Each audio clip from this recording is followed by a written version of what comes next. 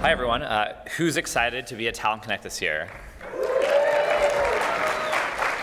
Now, who's excited to be at Talent Connect talking about data and metrics? Oh, good. It's not just me. OK. I was worried for a minute. Well, at least me and them. Well, I'm really excited to bring you guys a great session today. Our session is called Recruiting Metrics That Really Work for You. So today you'll get to hear the stories of two very different companies, one quite large and one a bit smaller, but both of which really do love data and metrics. You'll learn how they each use data and metrics to make their recruiting organizations highly successful. First, you'll hear from two team members, David Mann and Tim Pike, hailing from L3 Communications in Toronto. L3 is one of the top 5 defense contractors in North America, with operations across the US, Canada, and around the world. L3 is truly a global company that has experienced rapid growth over the last decade and now has a team of over 160 recruiters. Tim and Dave each have 20 years of global recruiting and leadership experience spanning companies large to small and across a variety of industries. After them, you'll get to meet Jennifer Hill from Bigcommerce. Bigcommerce is a platform for small and medium-sized businesses that focuses on democratizing e-commerce. With a passion for helping their clients sell more, Bigcommerce's executive team knows that a company's success is hinged on recruiting the right talent. With their support, the recruiting team of 5 has implemented headline-worthy recruiting strategy and hired buzzworthy talent. Jennifer Hill is here to share that story and the important role metrics have played in their recruiting success. So with that, I'll hand you over to Dave and Tim.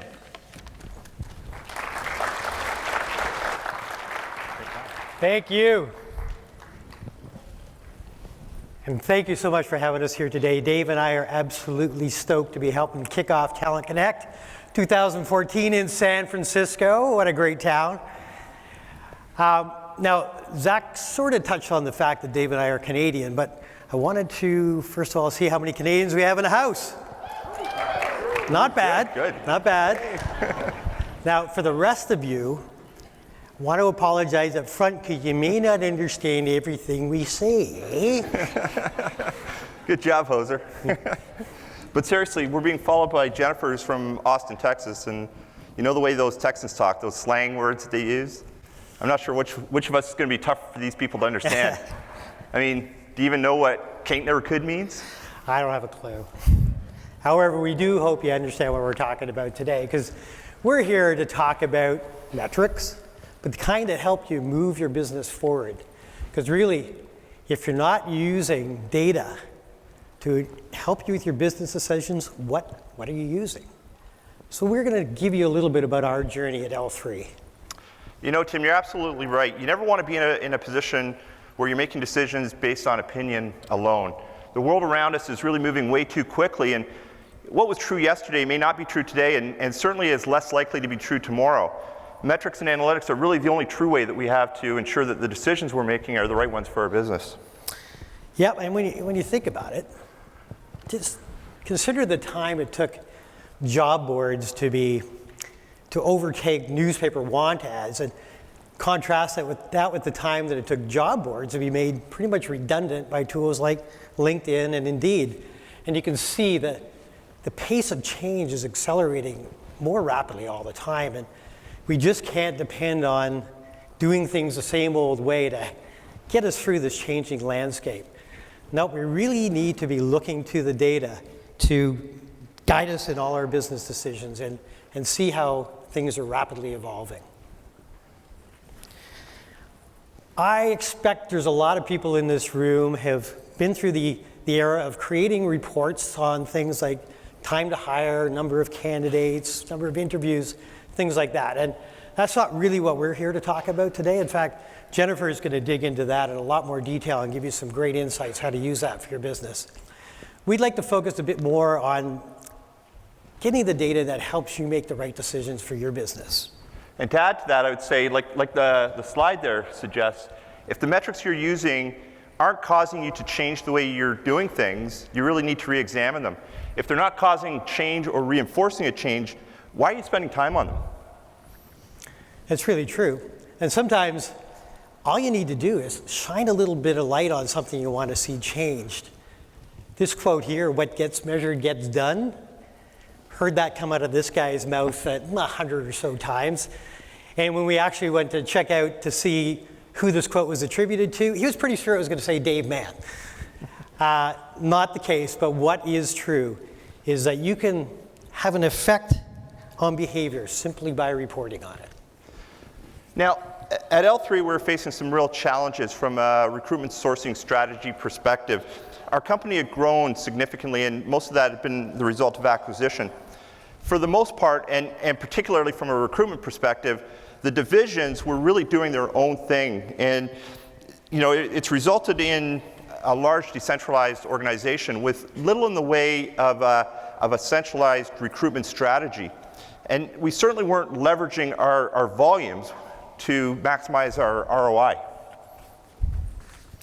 Really true. But before we share with you our story on how we address that, I want to give you a little bit of background on the environment at L3. Now, we're a top 5 US defense contractor. We're relatively young, but over 46,000 employees. We're global in scope, and we are traded on the New York Stock Exchange. So we provide a pretty broad range of electronics, communications services, and systems, but not the platforms that they sit on. In other words, we make all the gear and the services for those ships, planes, and tanks, but we don't actually build the ships, planes, and tanks themselves. So I think you get the picture. We're this large, diverse organization made up of over 90 divisions that continue to operate independently. And while there's been a large volume of recruitment activity, in fact, we've been hiring between 4,000 and 5,000 external hires per year, and particularly in that tough-to-fill STEM space, the science, technology, engineering, and math. The recruitment budgets have been held at the division level, and as I said, there's been little in the way of an overarching strategy. So Tim and I both came from BlackBerry, where we're accustomed to having the support of a recruitment programs team that provided us with the systems and the tools that we needed to be able to really deliver the results to the business.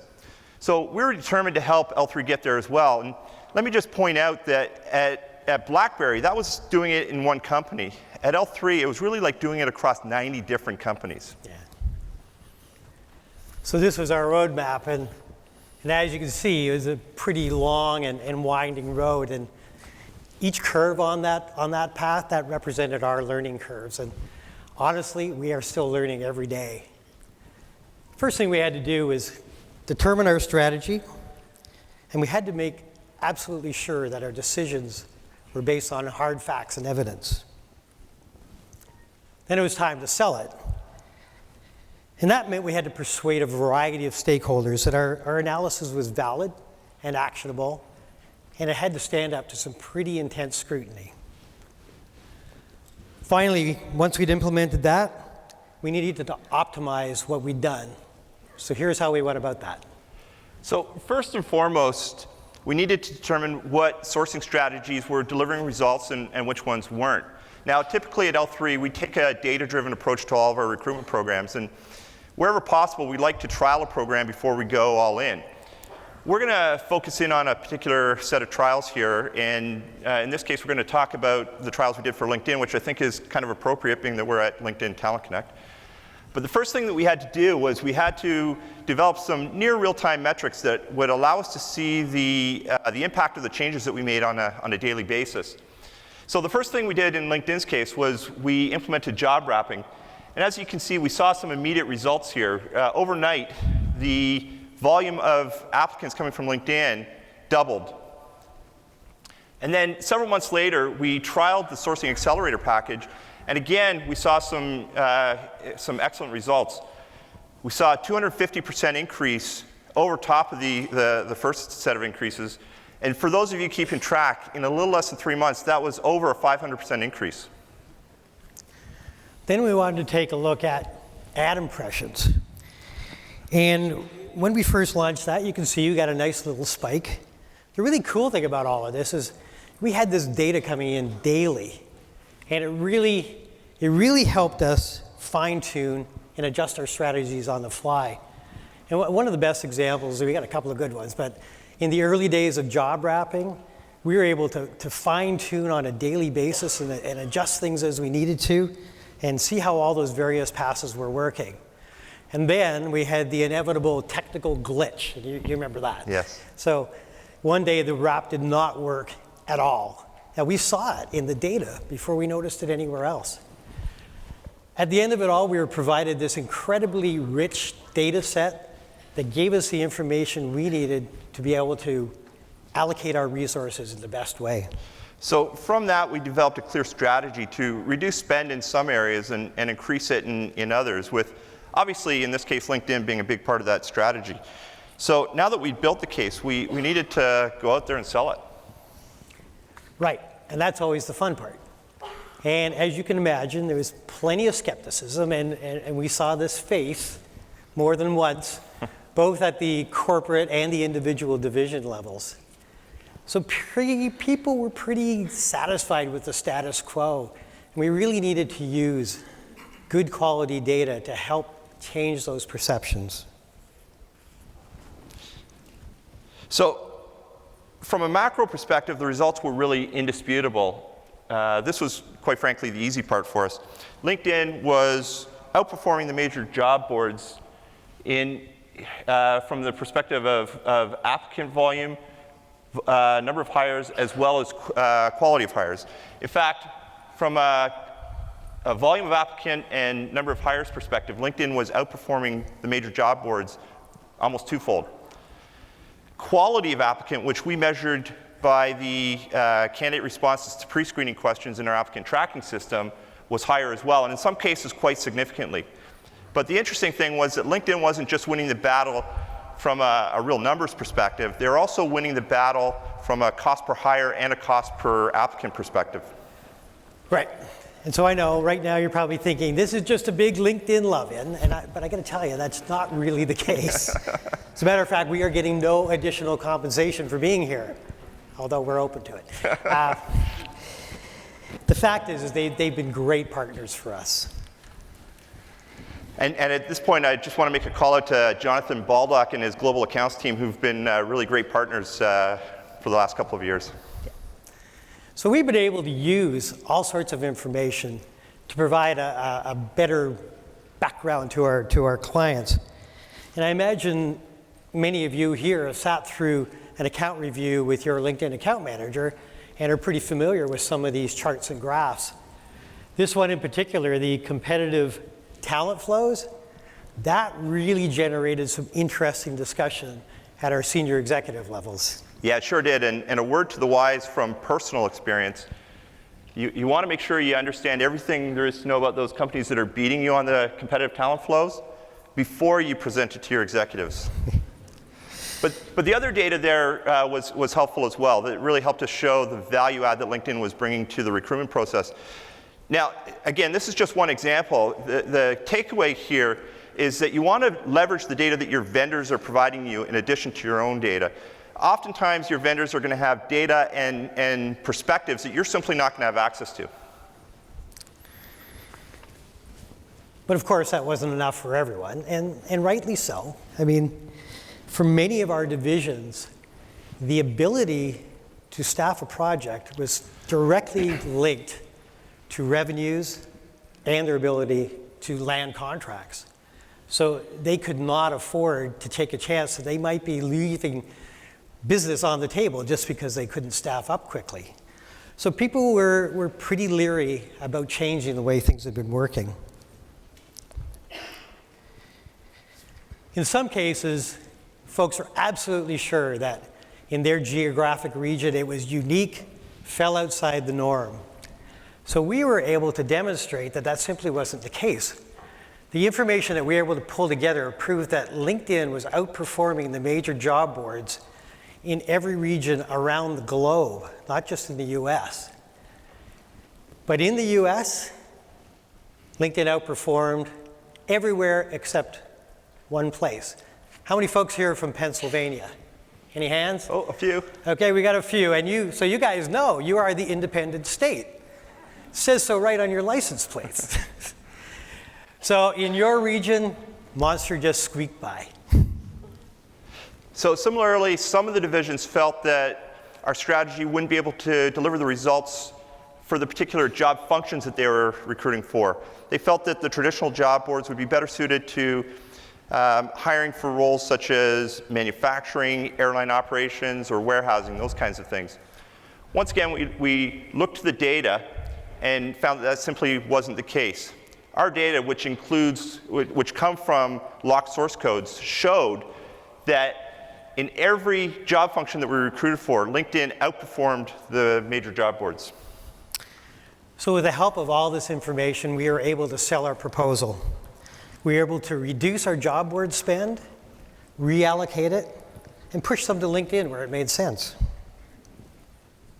Now, so far we've been talking about metrics that are descriptive, and what I mean by that is they tell a story about something that's happened in the past.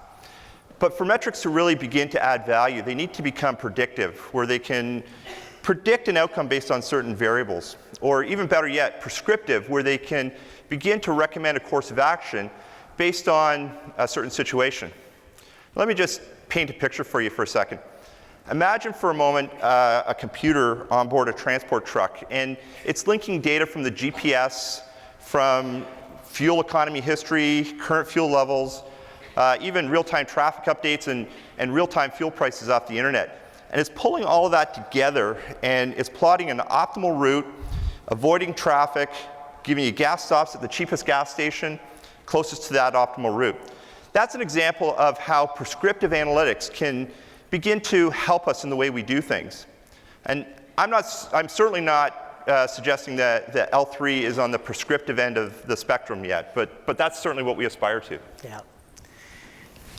Just to take you back to our story, once we'd implemented this strategy, we needed to ensure we were getting the biggest bang we could out of it. So we began to look for different ways to optimize. At L3, we've got well over 160 recruiters, and all those different people doing their jobs in different ways gave us just a ton of information that we could look at. So we started to wade through all that and try to determine which of the behaviors were being the most productive.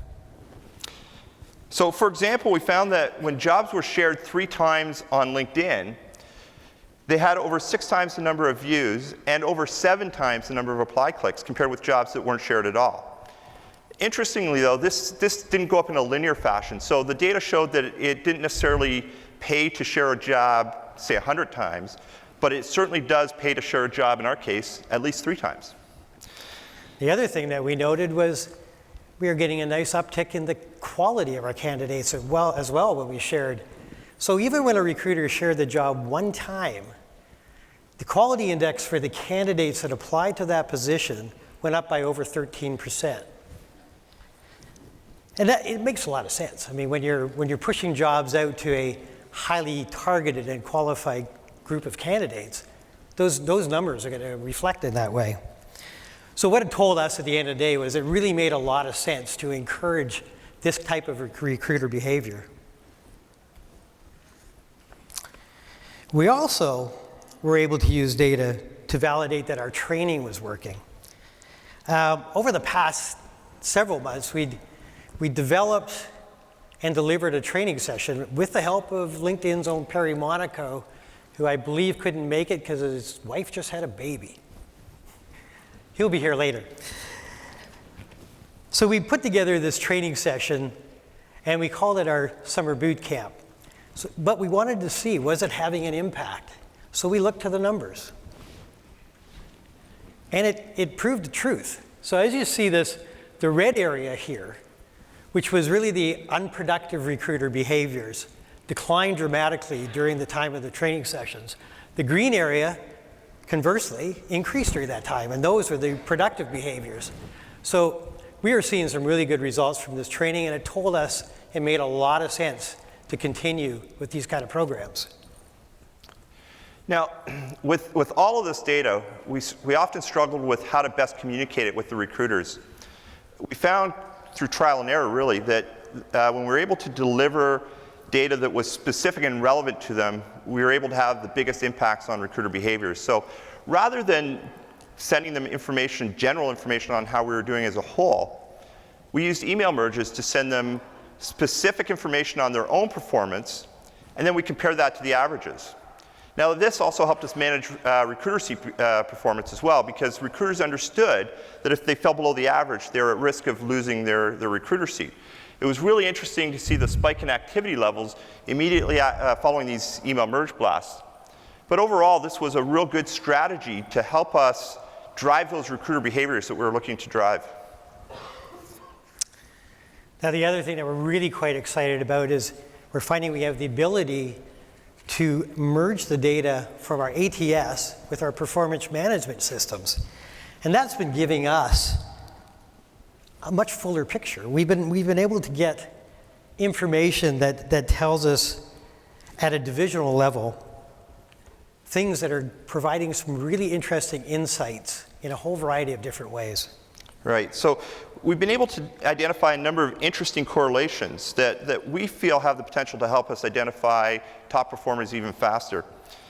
So like Tim said, we've linked the data with our ATS and our performance management system once those candidates have become employees and they've been with us for a while.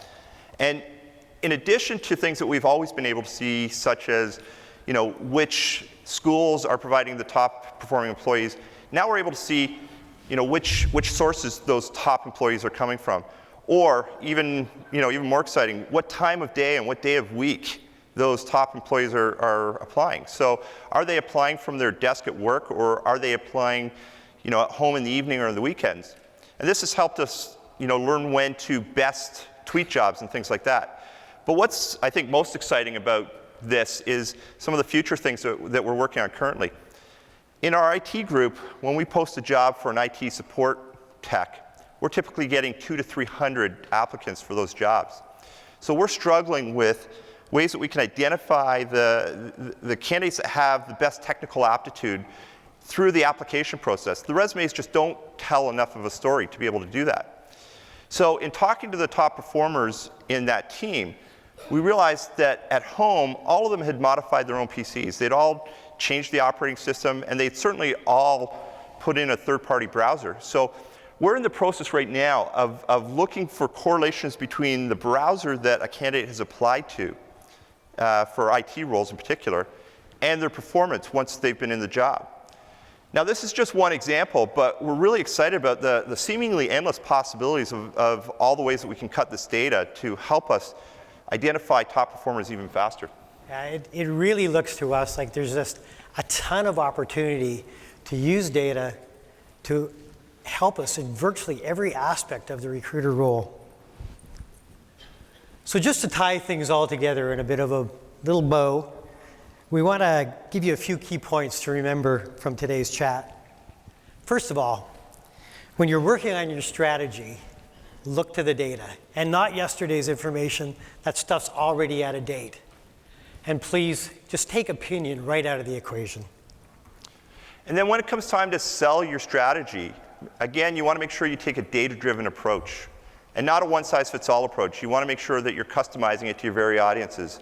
You want to make sure that you're giving a macro perspective to the right audience and a micro perspective to the right audience as well.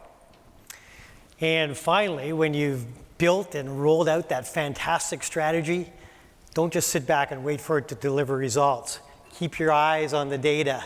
Tweak your processes. Optimize as you go. There's always room to improve. Just look to the data to see where that is. Thank you very much. Thank you. So as Zach said at the beginning, Jennifer Hill is going to be following us up. We just want to prepare you a little bit in advance. We say things a little bit differently. For example, we say data, she says data. Jennifer says about, and allegedly we say a boot. When Jennifer was in college, she was in the marching band. Dave and I, we play hockey. Here she is from Bigcommerce, Jennifer Hill. Thank you so much. Thank you so much. Hi, y'all. See, they can understand me just fine. We're good. No, I want to thank my Canadian friends for their presentation. It was awesome. Thanks so much. Also, thank you for Justin Bieber. We really appreciate that. So the guys had a chance to talk about what their large enterprise organization has been able to do with data and metrics. But what if you're from a smaller organization and you don't necessarily have access to the same tools that maybe Dave and Tim had access to? And that's what I want to talk to you guys about today. How does a smaller company be able to make data and metrics work for their organization? To do this, I'm going to tell you guys what I consider to be the ultimate fairy tale, which is my last 2 years here at Bigcommerce. I'm going to start by telling you a little bit about Bigcommerce. We are an e-commerce provider for small to medium-sized businesses. Basically, we allow small and medium-sized business owners to be able to open up a store online and realize their dreams. This is the opportunity to allow them to quit their day jobs, which is why quitting is for winners. It's not a smoking shirt. I didn't realize it made that correlation. I'm going to have to talk to marketing about that later. We are the fastest growing e-commerce platform in the world. We have over 300 employees in our Sydney, San Francisco, and Austin offices, and we have over 50,000 clients that are on our platform. The last year has been a crazy great year for Bigcommerce. We're very excited about all of the things our platform has done. In fact, last retail season, our clients did more business on our platform than Amazon did on their platform. It's pretty exciting, yeah. We're actually started making national and even international news over 2013, 2014, piqued a lot of interest from investors and from partners, which gave us the opportunity to grow our business. Anytime you grow a business in a hyper-growth mode, as we had to, there are tons of challenges, and we certainly had some recruiting challenges last year. I'm the resident Excel geek and data nerd, so I'm going to talk to you guys about the specific challenges as they related to metrics and data. More specifically, we had to figure out a way to connect our executives to the data. We also had to connect our data to our decision making, which Dave and Tim talked about a little bit as well.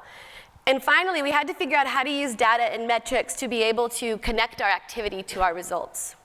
So let's start with the first challenge, connecting our executives with data. As I explained, our company grew significantly over the last year, and this includes our executive team. In a little over a year, we went from 5 executives to over 13 executives who wanted information, of course, about how we were doing. These executives were in 3 different offices on 2 different continents and in 3 different time zones. It became very clear to us that we could no longer sort of walk outside our door and tell them what kind of activity the recruiters were doing. We had to figure out a way to centralize that activity. And we did that by establishing an executive dashboard for them. So this is what the executive dashboard looked like for us. It's very simple. It was purposely made simple. They wanted to see red-green, because that's really how they do a lot of their decision-making. They're very comfortable with Salesforce. Salesforce is red-green, so we had to figure out a way to do red-green.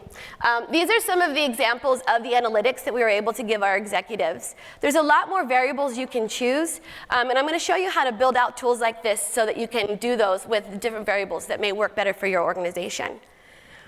There's a lot of benefits to building an executive dashboard. First of all, it's going to streamline communication. The executives are going to have access to the data that they need when they need it. It's also going to provide them with the data that they need to make roadmap decisions. If we're about to launch a product in a certain time frame, we need to know historically how long it would take us to hire the engineers to launch that product so that they could back that into their product plan and into their roadmap. And finally, it helps improve the headcount process.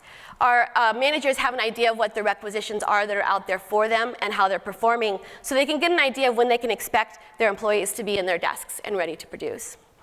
It also benefits the recruiting team. Are there any startup recruiters out there at all? Yeah. So this is a good one. The first thing it does is it allows us to focus on recruiting. It also prevents those 2:30 in the morning panic phone calls from your executives, mostly. It allows us to set realistic expectations. We basically can give the data to our executives to say, you want us to hire a senior vice president of product in 15 days. It's not going to be possible. It generally tends to take longer than that. And it gave them the answers that they needed for that. And finally, it allowed for calibration of the HR and recruiting teams. We knew what was coming. We knew how long it took for certain things to happen. So if we needed to add additional support to our team, we had the ability to do that using that data. So how do you do it? Before you guys start writing anything down, I actually have cards out there for you that are going to have all of these formulas on them so that you can take them back with you. One side's English, the other side's Canadian. Actually, the printer screwed up, and so that's all I have. So you can take that back with you. But so basically, you pull whatever variables from your applicant tracking report that you want to use. Job title, department, recruiter, status, time to fill. And then you pull those into an Excel spreadsheet and then use a stacked bar graph to make it red and green. I had no idea what a stacked bar graph was before I got into this, so I literally Googled stacked bar graph. I Googled red and green bar graph, and believe it or not, there were 13 different resources to show me how to do it. So I definitely recommend that you use that as a resource to be able to do that. Let's move on to challenge number 2. This one's my favorite, and it's part of one of my favorite stories about what Bigcommerce has done. It involves the opening of our San Francisco office. So our product had launched, we were getting tremendous reviews, our clients wanted more, we were going up market, and bigger clients wanted bigger things. And so we knew it was time to finally scale our platform. To be able to do that, we knew that we needed talented engineers who had experience scaling platforms. And the best place to find that really is right here in San Francisco.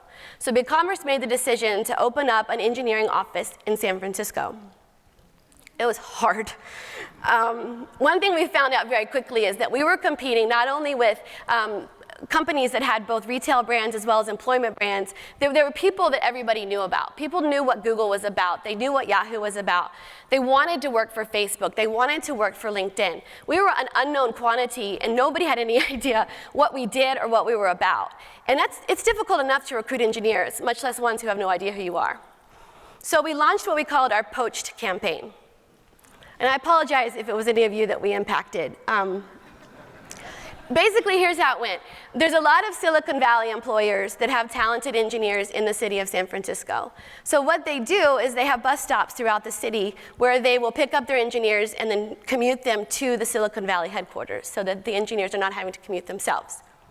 We donned our hoodies and brought coffee and poached egg sandwiches to the employees who were waiting at the bus stops and might have dropped the word that we were hiring and a little bit about ourselves. Yeah, it was crazy. It was a big risk. It was a crazy campaign. It wasn't cheap. It was a big deal for a startup to decide that this is something that we want to do, and we put a lot into it. It was miserable. It was 2 days of freezing cold rain. We had hundreds of hipsters pass us by with that look on their face. And we basically were ignored and had a lot of sandwiches left over. So we went into the 3rd day of this campaign just absolutely downtrodden. We weren't sure if we'd made the right decision, if we took the right risk. But then we got a call from Business Insider. They had heard about our campaign, and they wanted to know a little bit more about it. Specifically, they wanted to do an article, and they wanted to know how many hires we had made from this campaign. It was day 3, right? So we're trying to figure out a way to say 0 without it sounding pathetic. There's no way to do that. So instead, we turned to Google Analytics. And there's one thing I love about Google Analytics, and that's that it's free. You know, if you get it set up, it's not crazy intuitive, but once you kind of get a feel for it, it is going to give you so much information that you wouldn't believe that you can use to make decisions. And that's exactly what we did for our Poached campaign. We pulled up our San Francisco office, and we were able to show a 54% increase in traffic to our career site from Google Analytics. So we were able to show that we were making an impact. People who had never visited our site before were now coming because we were handing out coffee and sandwiches.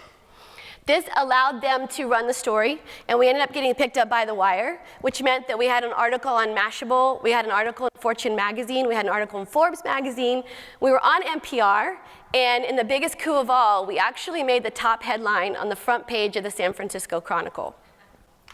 Thank you. That's it's not all me. Trust me, but it was a huge deal for us. I was referred to as the recruiter, so I don't get any name credits in the article, which is fine. Again, it was just a huge win for us. It wasn't enough. We still had engineers to hire. We did get our brand out there a little bit, but we made a decision that we were going to try to spread the brand in any way we could. We posted jobs on every job posting portal that you could think of, every employment branding site. We tried them all, and we wanted to make sure that we hit every corner of the engineering population to make sure that they knew that we were here and that we were hiring. It's not cheap to post at some of these sites. And we were a startup. We didn't have a lot of employment branding budget. So it was critical for us to know which one of these sites was providing us with the best return on investment, so that as we continue to sustain campaign, we were able to make wise decisions on where we spend our brand dollars. To do this, we ran some ROI analytics. And we ran the ROI analytics in 3 different areas. The first one is site visits. The second was the number of applicants. And the third, of course, was the number of hires. So I want to go into a little more depth in how we did that. You can see from my graph up here, I just did 3 sites just to make it a little bit more clear but we obviously had many more sites that we were comparing. But our site visit analysis is exactly what I talked about earlier. We went to Google Analytics, we pulled who was coming from what site, and we were able to measure that against the percentage of spend it was for each one of those sites. The benefit of doing a site analysis is that it allows you, of course, to customize your branding strategy. It allows you to calibrate your spend to optimize businesses. You can put more money into the ones that bring more visits to you. And the most critical one is it gives you real-time analytics for how your campaigns are working. We could do a campaign in the morning and by the afternoon know if it was successful. We could tweak it a couple hours later to see if we were able to get more traffic. It is the only non-trailing metric that you have when you're looking at your marketing campaign success. So it's critical to have that. Second, we wanted to see how many applicants were actually applying. This is critical because it would show the level of candidate quality that came from the site. If we were still getting Burger King managers applying for our systems and engineers jobs, we knew it was probably not the right source for that to come from. It also allowed us to measure the effectiveness of our career site. People were coming to our site, but they weren't converting. Why is that? Do we need to rebrand it? Do we need to look at the information that we place on those sites? What are the things that are causing that lack of conversion? And finally, of course, it lets us evaluate our spend. Most important metric to my executives is how many hires did you guys make this week? So having a hires analysis is very important as well. It obviously allows you to make your informed decisions on your sourcing strategy. You know where your hires are coming from. One of my favorite ones is it allows you to speak to your results with your hiring managers. I'm sure most of you have had that hiring manager that thinks that posting to funjobs.com is the best place to post.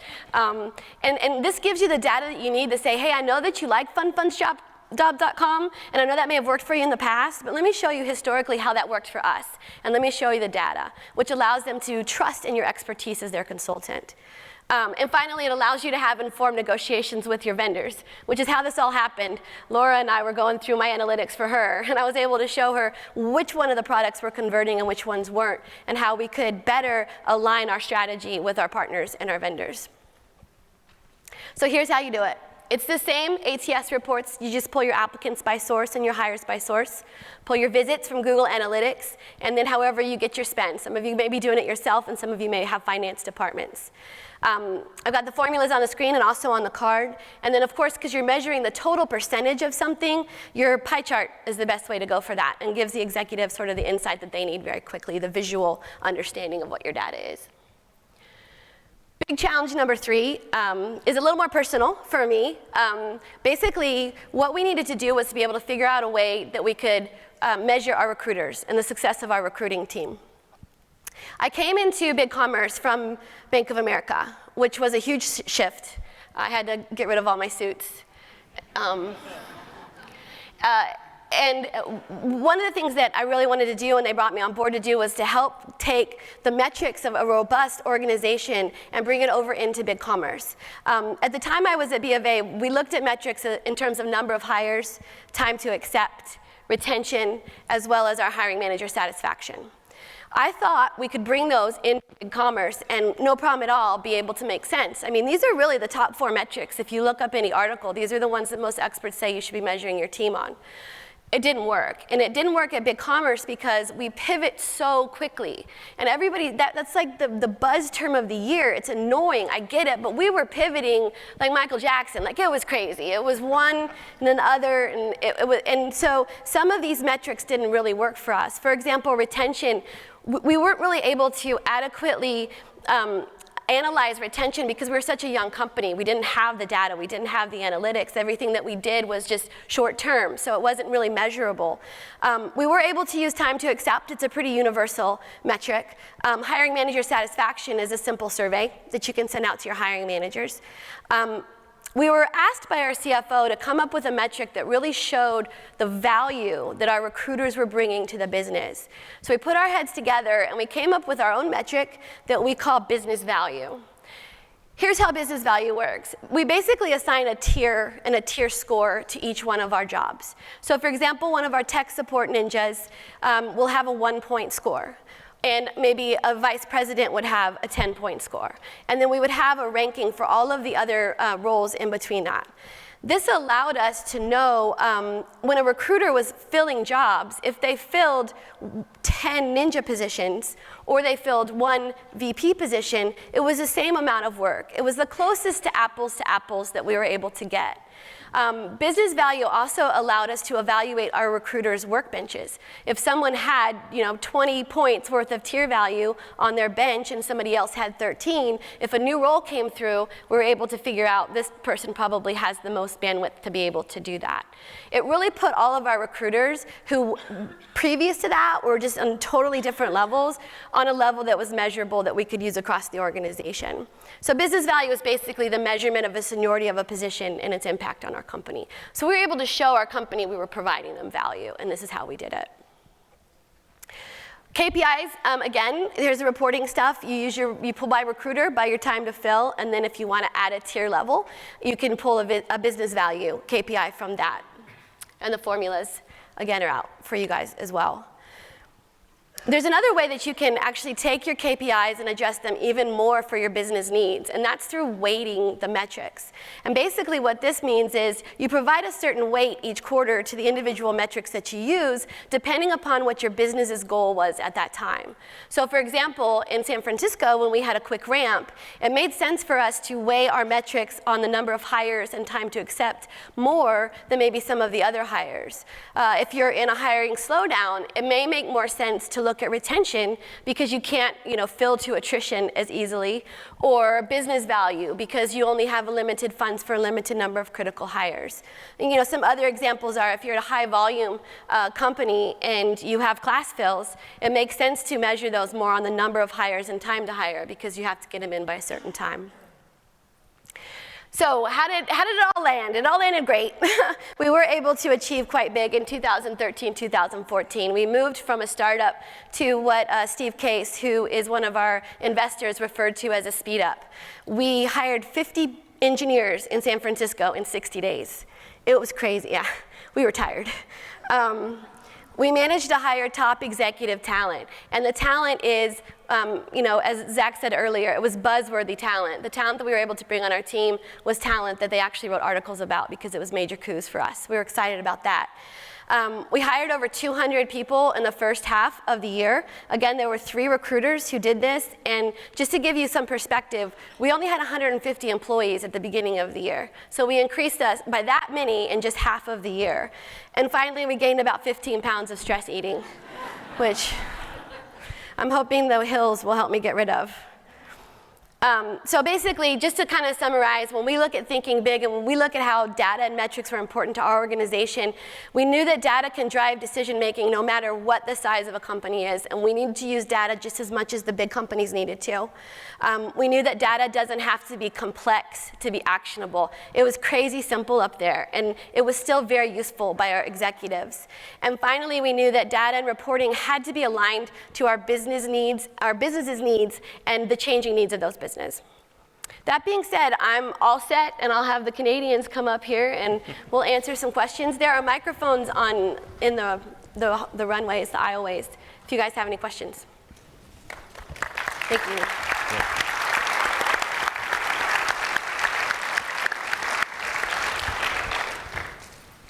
We were that good? Hi, Jennifer. Hi. Congratulations. Thank you. I have so many questions for you, but I'll try to keep it to 2. Most surprising data that you saw, and can you talk a little bit about how you, if you employed other resources to help with all the hiring and what it was like internally with interviewing, et cetera? Sure. And I can totally be bribed with a glass of wine. So if you guys have questions later, that's all it takes. Just one? No, don't give me 2. It's bad. Yeah, so in terms of the most surprising pieces of the data, we were really surprised by the differences in the geographies and how receptive that they were to us. So we actually saw bigger spikes in places that had never heard of us than in Austin, which was kind of our home zone, anytime we did some marketing campaigns and that sort of thing. So everything else was pretty much, as our recruiting team expected. In terms of employing other resources, we tried a bunch of different ways to do this. We leveraged a sourcing team, a contract sourcing team that we brought in. We didn't find it crazy successful. We leveraged some contract recruiters, and again, they didn't know the brand, they didn't know how to sell it, and so it really was just calling and emailing and just doing all of those things that recruiters do to be able to get people. And we had a happy hour, and we bribed them with ping pong and beer. When you have that, it's pretty easy to get them to listen to. So, some of the strategies.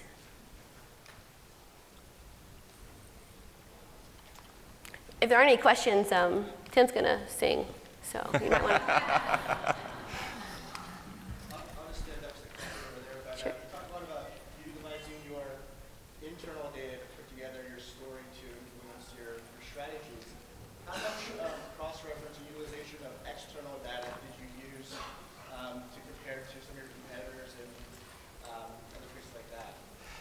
Yeah, great question. Repeat the question.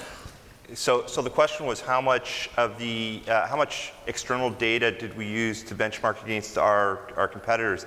And a lot of the data that LinkedIn provided us, while they don't tell you exactly which ones are which, they'll compare you to a peer group of companies in the same sector as you. So we were able to see where we stood relative to that pool of competitors.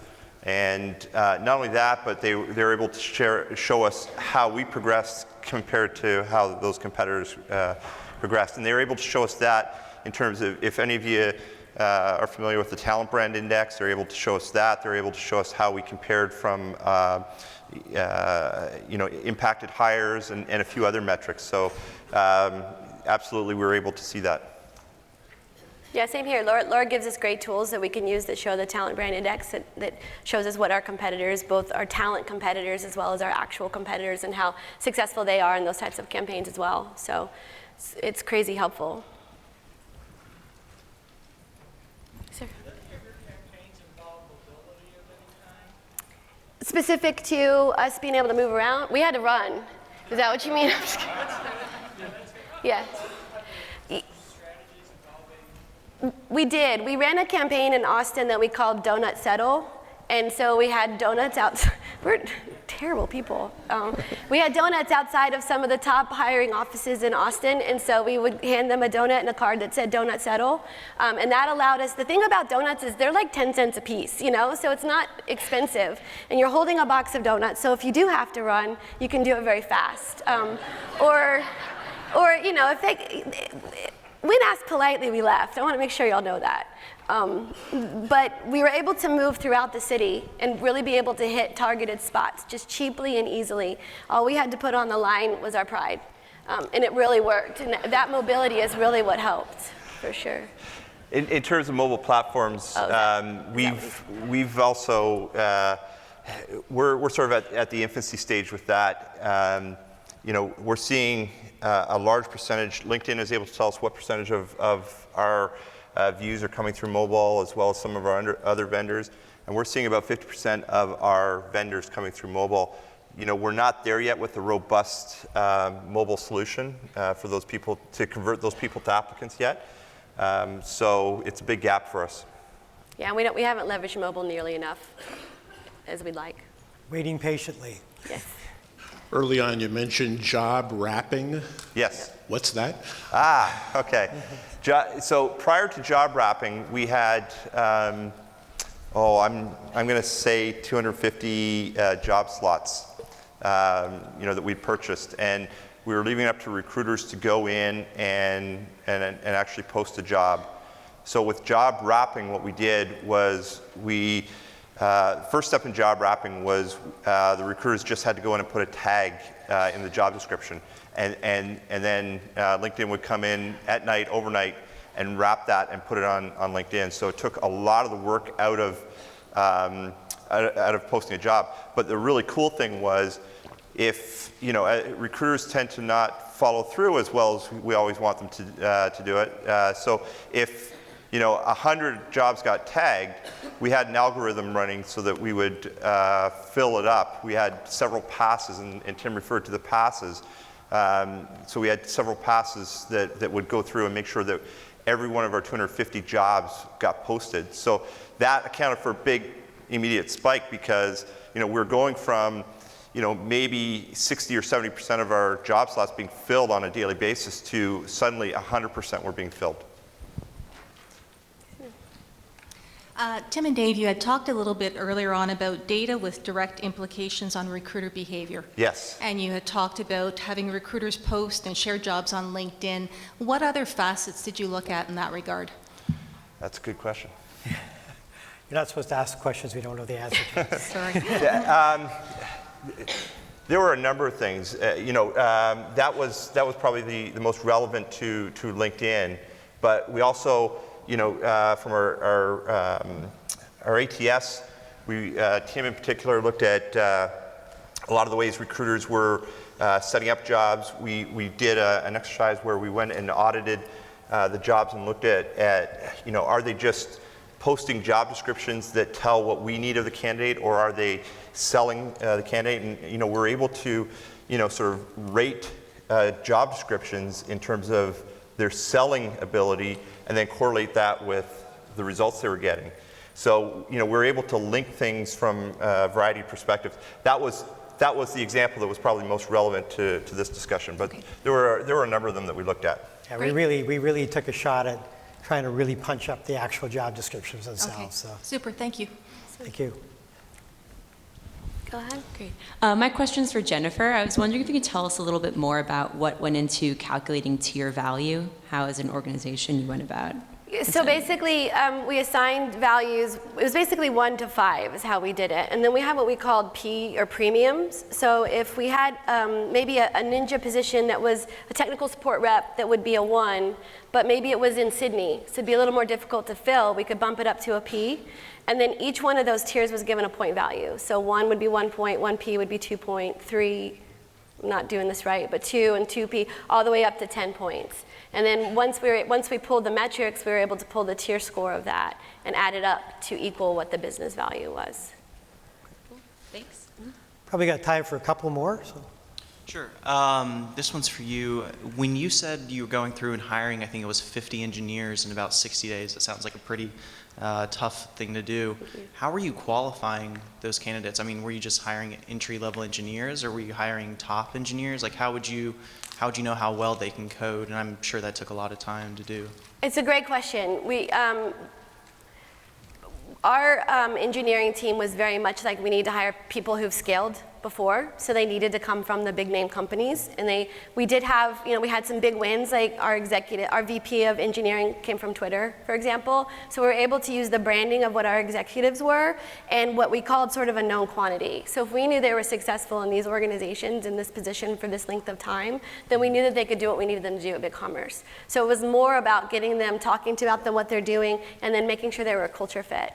So we almost got away with, the engineering testing and all of that kind of stuff, and our attrition is almost 0 from the engineers from that place. So we've been very fortunate. Yeah.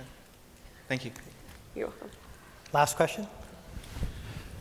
You had spoken about, talking about Bigcommerce, you had spoken about hiring a lot of folks in a short time period like that. Whenever that happens, I always wonder what considerations were made for quality of hire, things like that. What is your interview process like? How did you check references? What kind of skills assessments did you use? Can you kind of speak to that a little bit? Sure. So it goes a little bit back to the known quantity, where they came from.